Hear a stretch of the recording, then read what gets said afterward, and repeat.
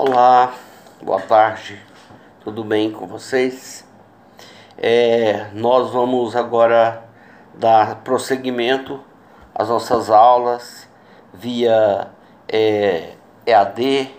Não era o ideal, né? Todo mundo queria voltar, nós professores também gostaríamos de voltar, mas é o que temos, né? São as ordens e elas precisam ser respeitadas, notoriamente, porque nós sabemos que é para o nosso bem, é para que a saúde seja preservada. Vale lembrar então que nós paramos na aula passada ali por volta do artigo 1021, se não me falha a memória, e hoje o nosso assunto é do artigo 1022 em diante.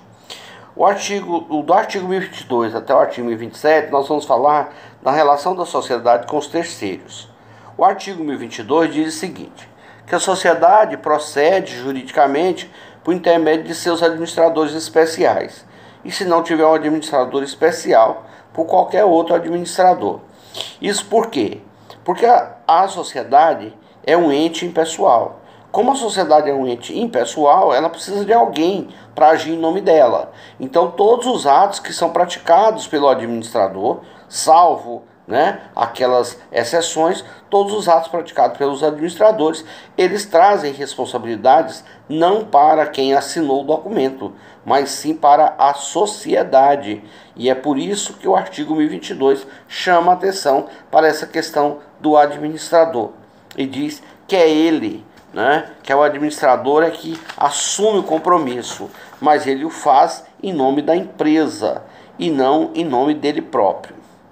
O artigo 1023 vai falar sobre a questão da insolvência. Eu não tive tempo, mas ainda essa semana, quero ver se eu consigo fazer isso durante o final de semana. Eu quero separar alguns documentos contábeis e quero mandar para vocês, vou postar no AVEF, fazer alguns comentários. Mas pela noção que nós já fizemos até agora, vocês sabem que existe uma sistemática na contabilidade. Essa sistemática na contabilidade, ela chama-se apuração de resultado. E apuração de resultado o contador vai pegar todo o ativo da empresa, vai abater todo o passivo da empresa, e ele então vai chegar, ele vai pegar todas as receitas, vai abater as despesas e vai chegar a um resultado. Esse resultado, ele pode ser positivo como ele pode ser negativo. Se o resultado é negativo, significa que a empresa teve um prejuízo. Se ela teve um prejuízo, mas ela tem reserva, nós vamos buscar lá nas reservas e cobrir o prejuízo. Mas vai chegar uma hora que esse prejuízo pode ser maior do que o que a empresa tenha na reserva. Nesse caso, aparentemente a empresa faliu, mas ainda não. Por quê? Porque se os bens da sociedade não forem suficientes para pagar a dívida, nós vamos buscar no patrimônio particular dos sócios, até a proporção do que eles participavam dentro da empresa. Significa que se uma pessoa tem 50% do capital e a outra tem 50%, eu gosto dos exemplos figurativos, fica mais fácil para vocês poderem assimilar, Então vamos assim dizer que se o Carlos tivesse 50% do capital social e a Maronice tivesse os outros 50% do capital e essa empresa desse um prejuízo de 100 mil, ou seja, 100 mil a mais do que ela tem de ativo para pagar, significava que o Carlos tinha que buscar 50 mil no seu patrimônio particular e Maronice precisava buscar mais 50 mil no patrimônio particular dela. Essa regra do artigo 1023 é uma regra muito justa, Notoriamente, quando a sociedade não tem responsabilidade solidária, porque quando a sociedade tem responsabilidade solidária, aí não, é diferente. Porque na responsabilidade solidária, tanto o Carlos tem a obrigação de pagar toda a dívida, como o Maronice tem a obrigação de pagar toda a dívida. Mesmo que quem pagar toda a dívida, depois pode cobrar do outro, nas relações entre si. Mas nas relações com o terceiro, quando a sociedade tem um sócio que responde solidariamente, é ele que vai responder por toda a dívida. Então, firme-se na regra do artigo 1023. Acabou o dinheiro da empresa? A empresa está falida? Não, ainda não. Nós precisamos responder se os sócios têm dinheiro. Se os sócios têm patrimônio particular, eles vão ter que pagar. É por isso que acontece muitos crimes falimentares. Quando os sócios veem, quando os sócios dão, como dizia minha avó, quando os sócios dão fé, né, que a sociedade está acabando, que o prejuízo é iminente, eles correm e tiram as coisas do nome deles, para não ter que pagar, para não ter que cair lá no artigo 1023. Desse grupo, tem um artigo agora famoso, e é bom que vocês anotem, é o benefício de ordem. O benefício de ordem está previsto no artigo 1024 do Código Civil. O artigo 1024 diz que primeiramente se busca o patrimônio da empresa para depois você atingir o patrimônio dos sócios.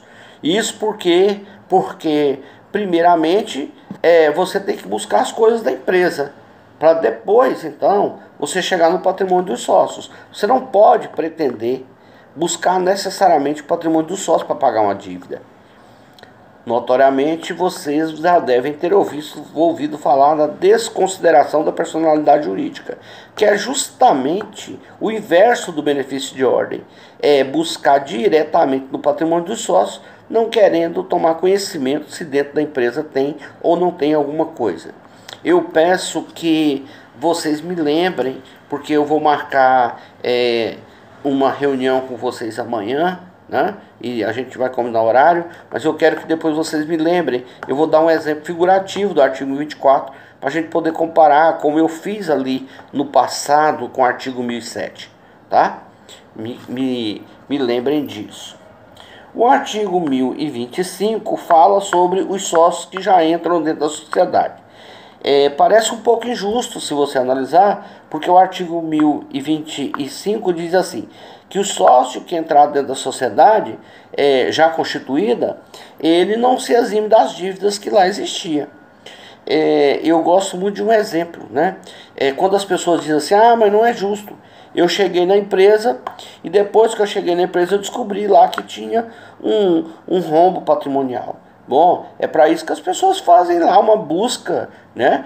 Vai buscar conhecer o patrimônio da empresa antes de se associar.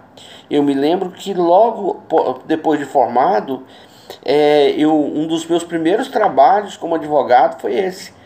Eu já trabalhava com contabilidade há algum tempo, né? Dentro do departamento de contabilidade.